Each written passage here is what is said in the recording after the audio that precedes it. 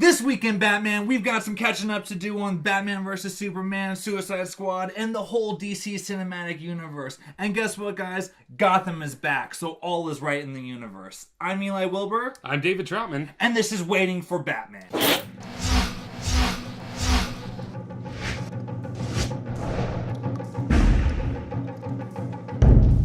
This episode of Waiting for Batman is called Batman Doesn't Know How to Make a Sandwich.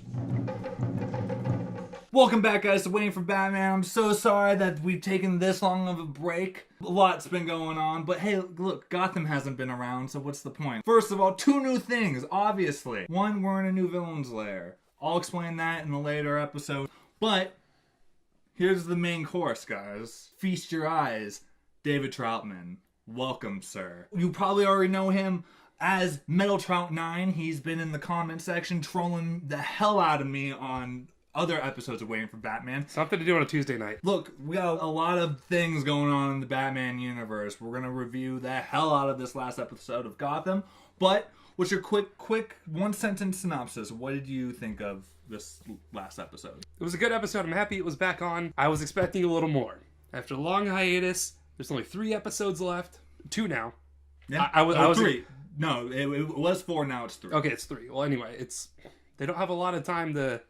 Right. Yeah, to reel me back in, and this was an opportunity. I have to agree, actually. But we'll get more into that later, guys. We've got a lot of Waiting for Batfleck to throw at your faces right now. Because I've been on a little hiatus from this show, a lot of news has come out. Basically, it's the equivalent of Batman taking a vacation with the Grayson, and they're gone, and all of a sudden the villains come out to play, and there's just mayhem, and there's too much for Batman to handle. So he has to recruit the help of other Bat family members, and so here we got Troutman. Yes. First of all, Suicide Squad. There's been a lot of cool stuff going on with that movie. They started filming, so we can start expecting to see stuff from that. Maybe in the next few months or so, hopefully a trailer will come up, a teaser, something, just more pictures. David Ayer, the director, has been fantastic with giving us photos from that movie, and we got to see a cast photo. No costumes, no makeup, nothing cool, just a fun little cast photo of the cast and crew during a script reading. I was happy to see. Yeah. Because it had a little rocky start. Losing some characters, losing some actors and whatnot, but now that it's happening. That confirms that it's going down. It's going to happen. Yes. Will Smith was there, Margot Robbie. However, our boy Jared Leto was not in the photo, but we did get to see him in his own standalone photo doing some the Killing Joke pose. We're seeing a representation of the Joker. Finally, that's closer to the comic books, I'm hoping. I keep saying this. I love Jack Nicholson's Joker. I love Heath Ledger's Joker. But I want to see something that really reminds me of the comic books. Those two didn't remind me of the comic books. No. I can place their voices in the comic books, but I can't place the comic books as their characters, if that makes sense. You know what I mean? Right. There's nothing that translates one to the other. I've been excited about him since the beginning. And seeing this picture was really cool. It was a really cool throwback to one of my favorite comics. Yeah. I love Killing Joke. Love it. And just to see that little bit of pose, and then it's kind of blurry around the edges, but you can sort of see some green hair. Yeah. And it's like short green hair, which is the Joker. I mean, I like viewing him as kind of a well-groomed guy. Yeah. You know? Oh, yeah. No, so I think to see just like a little bit of short green hair, nice and combed back, like that's...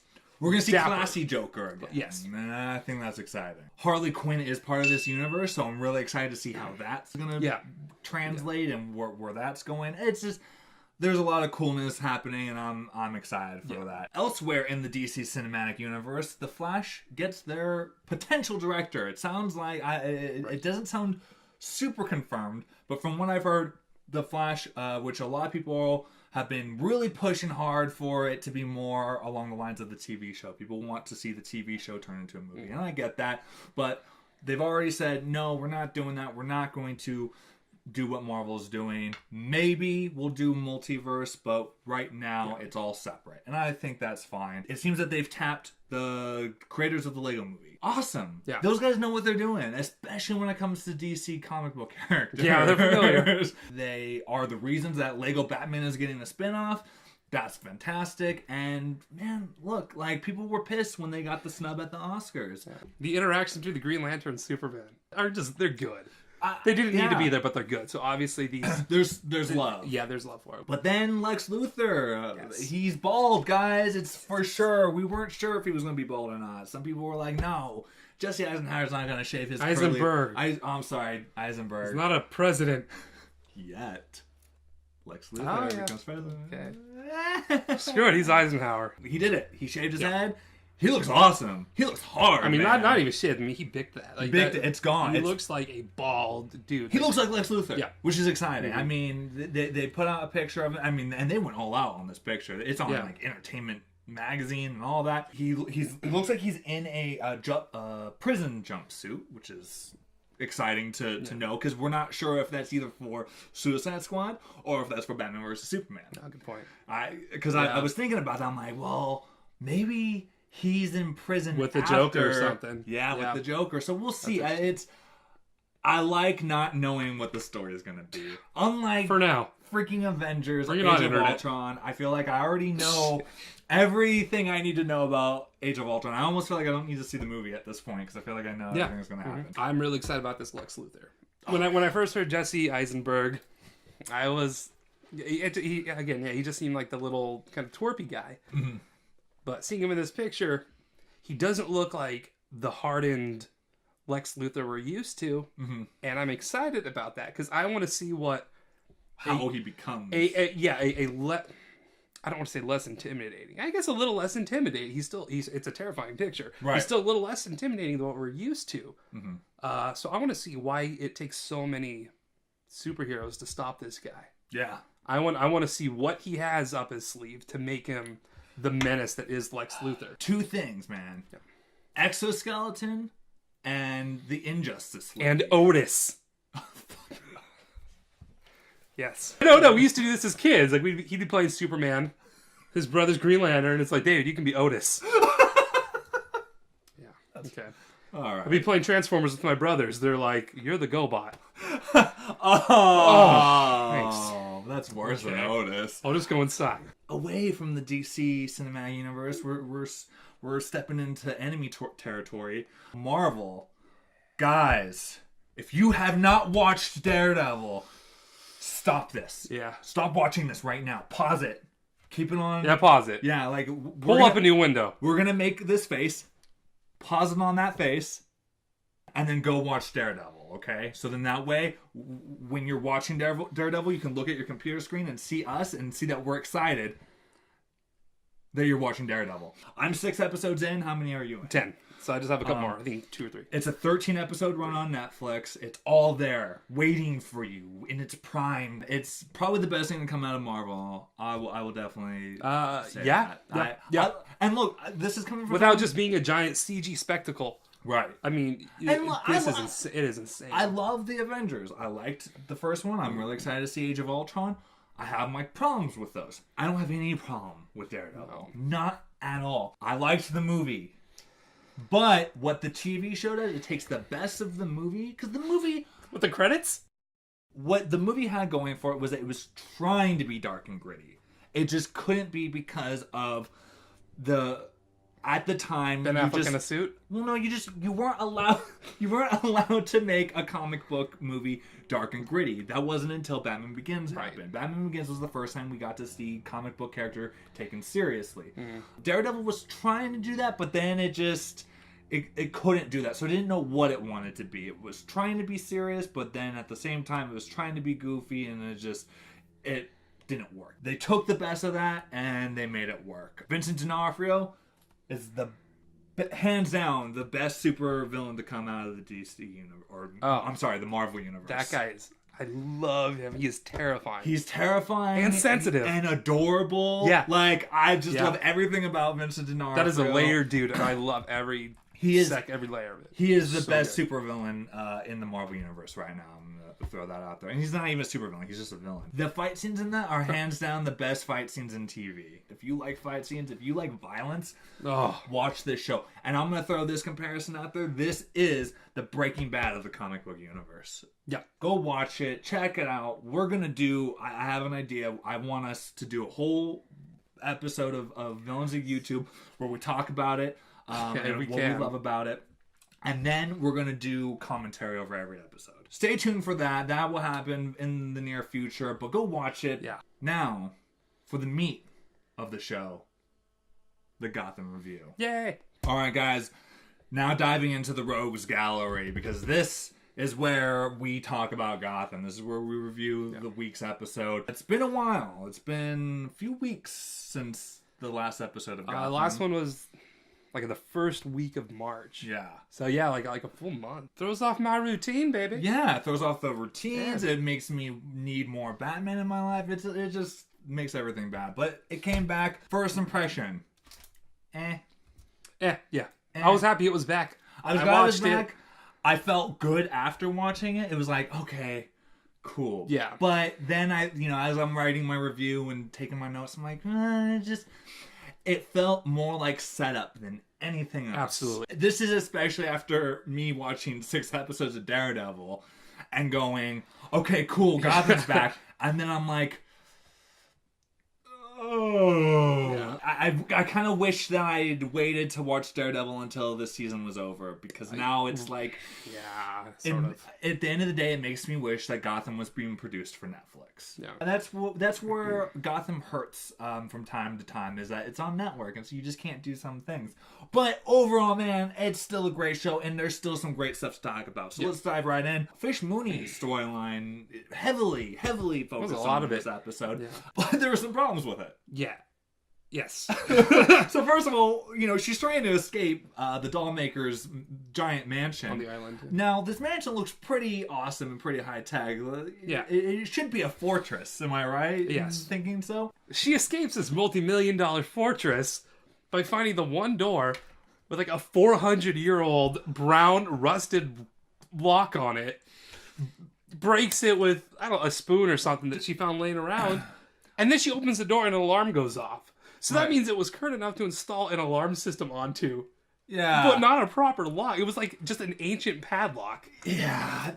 I mean, and it's cheesy. And look, sometimes we kind of have to pull ourselves out and go, that's how they would do it in a comic book. That was at the beginning of the episode, too. That was at the beginning of the episode. So, I mean, I was like, bring me back in. Yeah. And then, clink. Oh. I have to say, she's getting weaker now. I've been on this roller coaster, this Fish Mooney roller coaster, as you've probably seen, where I'm like, at first I was like, Fish Mooney, I hope she dies a horrible death. Mm-hmm. And then I was like, oh, she's getting kind of awesome. I'm really excited. And then it's going back down to where I'm like, all right, finish her off. We do see her get shot at the end of the episode as she's flying away in the helicopter. Where did she learn how to fly a helicopter? God knows where. Maybe she picked that up from Falcone, or I don't know. She gets shot, and I'm kind of like, thank God. Yeah. Let's wrap this up. Well, especially since they announced that Jada Pinkett Smith, she's still Jada Pinkett Smith, right? Yeah. Yeah. Okay. That she's not going to be back next season. Is she dead, or is she just going to fly to a different island? Hide out. She's on until the end of the world's my oyster. I'm excited to see what happens to her, because it's like, why focus on this character so much if you're just going to kill her off? I know that it's been kind of a developing, the development of the Penguin. She's a part of his development, but now that he's already set, though. Now that he's already set, what else can we do with her? Let's bring her back as a different character. Don't just kill her, because then it's just like, that's a waste. That's a waste of a storyline. You've made me invest in this character who I'm just like, why? You had a great theory. What was your theory? Yes. So I want to see her gone from season 2, and then have her come back under a different name. And what is the name? Amanda Waller. Yes. I forgot the name. That's so I had you do it. She is the chick that climbs in the high ranks of national security and sets up the Suicide Squad. So I think it would be cool for Fish Mooney to come back under a different persona, and maybe in that high-profile job, that can be her way of possibly getting back at Penguin. We need to do something with this character, please. Yeah. I really hope she doesn't just get killed off and then she's gone, because it's like, it was a waste of. It's like a diamond. Not only are we 18 episodes in, and we're like waiting for her to leave. Right. We invested all this time. Do something cool with it. Next up, guys, we focus a lot on Bruce Wayne this episode, which is really nice because he's becoming kind of the only storyline I'm super invested in. I'm kind of losing my love for everyone else. But Bruce has always been the strongest character to me on the show because he's pretty much Batman, man. That's always been kind of the whole story with Batman. It's like, baby Batman. Yeah. You just want to see him grow. It's Gotham baby. Yeah, it's like baby Groot, you know? Everybody loves baby Groot. Dance. So you want to see little baby Batman. I want to see the little baby Bruce dancing in a plantain. He's going after Reg, the guy who stabbed Alfred. Yeah. And this is when the detective skills start coming into play. And this is where he starts bringing in allies. And it's very Batman. Yeah. There's so much Batman in this episode. He finally finds Reg with Selena Kyle. And that's kind of cool because now we're seeing these two characters develop together. And at first I thought I would hate that. At first I was like, oh, I don't want these guys to have grown up together. That's kind of stupid. It's cheesy, but I'm already like, the show's already kind of cheesy, so let's go with it. And they've made it work. Yeah. Where I'm like, okay, now I'm seeing how them being, like, knowing each other from the start develops them in the directions that they go as adults. Right. During the interrogation, pretty much, Reggie, he's trying to save his drug stash. Yeah. And he threatens both of them. He says, I'm going to tell on you guys. You guys are going to be dead, essentially. Yeah. And Bruce is like, he's thinking about it. There's a glimpse of Batman there where you're like, oh, is he going to do it? Is he going to pull something Batman? He's going to push him out the window, grab him with his grappling belt, and then interrogate him more? Like, what's going to happen? And then he decides not to. He decides to go the route of the good boy. But then Selena says, no, I'm going to do what you can't do. And she pushes him and kills him. This is the first life, as far as we know, that Selena has taken. It explains her character, explains Catwoman. Yeah. But then we see why Bruce decides to go the route of no killing. Partly. Yeah, they'll probably expand on it in the next episode to see why he was so conflicted with that. But man, he wanted to. So what I got out of it was now his detective skills are starting to kind of come back and get him. Because from what you understand, Reg was hired by the people that Bruce has been looking into. Right. To go after him and Alfred. So is he going to start having to hide behind a mask of sorts? Is this where he starts getting wiser to... This is when the Batman persona starts to become more of a... hidden shadows kind of detective work. Man. I think that's a really good point. Because now he's realizing, like, oh, this got Alfred hurt. Yeah. Speaking of some, Batman foreshadowing... there's a scene where Batman or Bruce is he's going to the shooting galleries. He thinks shooting gallery means shooting range, but shooting gallery actually means shooting gallery, which is kind of cute. I kind of like that he doesn't get it yet. Right. And he's going to the shooting range. He's knocking on doors, and he's kind of down in a little area. And passing by him is a guy limping, and then we see it's Oswald. It's Oswald Cobblepot. And it's a great, just like, at first I was like, oh, cool. Like, we're seeing them cross paths, but they don't meet. That's cool. And then we could do a close-up on Oswald, and he stops, and he senses something. And I cheered there. I was just like, that's genius. That's just, it's, because they've set up the Penguin to be this guy who can kind of sense things. He can see the future. Yeah, he's always seemed to be a step ahead. He's always a step ahead. So for him to kind of stop and be like, I sense something... a disturbance in the force. That's Batman. That's him sensing his future nemesis. It's not going to happen for a while, but it's there. It's really cool, man. I thought that was awesome. Penguin right now, he's Mr. Monopoly, man. He's going around the board collecting all his property. What do you think? I mean, I think we know for sure what he's doing, but is there more to it? What's your take on it? Well, at the end we saw there was more to that one particular shot, but I think he's trying to start monopolizing. He's Mr. Monopoly. He's trying to build up his empire around Gotham. Yeah. Until one day he gets to his ice lounge. Like, that's... the iceberg lounge. Once he gets iceberg lounge, then that's going to be his coup de grace. And that's where the cash is going to start coming in. That's when he really going to become huge. He's going to become Falcone. Start running the city, exactly. I've always really liked this character. I really like Penguin. This was probably the weakest Oswald episode. Until the very end, when you realize why he was acquiring the bar. Basically, he wants to kill Maroni there because he's a regular. Yeah, Maroni's a regular, so that's where he's going to kill Maroni, and that's great. That's very Penguin. This character. It works. I was just kind of like, it's boring. This is a boring episode for him. The big part of the story, the thing that's pretty much being setting up for the next 3 episodes is Jim Gordon's storyline and the whole storyline with the Ogre. Now, apparently the Ogre is a character from the comic books. I'm not familiar with him. Peter Petrelli is playing him. I don't know how to say his last name, so I'm just gonna call him Peter Petrelli from Heroes.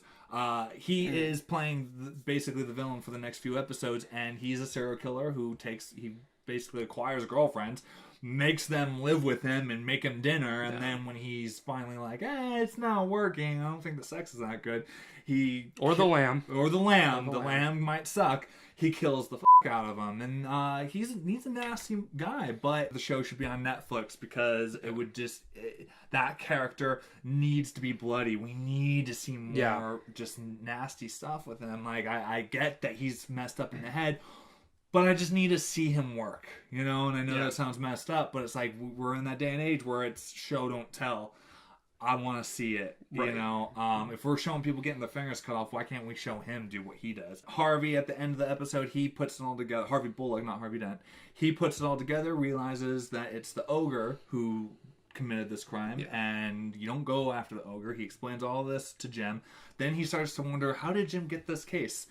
And we, at the beginning of the episode, it's brought to him by a uniform, and the uniform says, I want to be a good cop like you. Yeah, me and the young guys have been talking. Yeah, we look up to you. We're inspired by you, see? And so he gives him the file, asks him to look into it.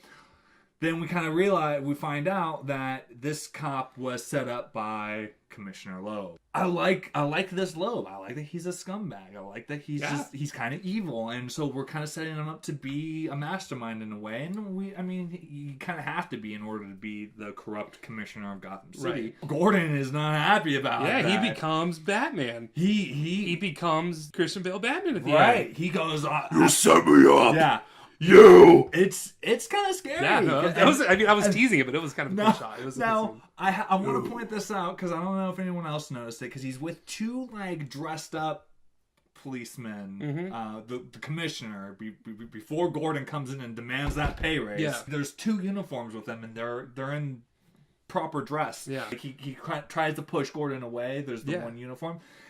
He kind of looks like Chief O'Hara from 66 Oh Batman. my god. And when he starts to talk, I almost thought I heard an Irish accent. Really? Huh. So I wonder if that was a nod to it. Maybe not. I could be wrong, because Chief O'Hara was always dressed in blues. He was always in he always had blues. the full So that's kind of old outfit. That's what I was thinking. I was like, is that Chief O'Hara? Interesting. Well, you know what? I was always kind of iffy about that guy. Really? Yeah. He was messed up. A spoiler alert, if you watched the trailer that immediately comes after the episode, we already know that Ogre doesn't go after Leslie, he goes after Barbara. So, thanks a lot, fucking Fox. And that leads me just to kind of my final thoughts is that I'm really tired of trailers. I'm so tired of trailers. I'm so tired of promos. Look, I have a commitment to this show, and that involves watching as much as I can and gathering as much news to talk about this stuff as possible. But it gets to a point when I don't want to watch trailers and I don't want to watch commercials, because it's like you're spoiling everything. Leave some mystery, guys. At this point, there's nothing in Gotham that surprises me. And that, no, it's like, all right, how do we tie up these loose ends? Yeah. We have 3 episodes left. Right. It's probably all going to be dedicated to the Ogre. We're going to find out either Fish dies or goes somewhere else. Yeah.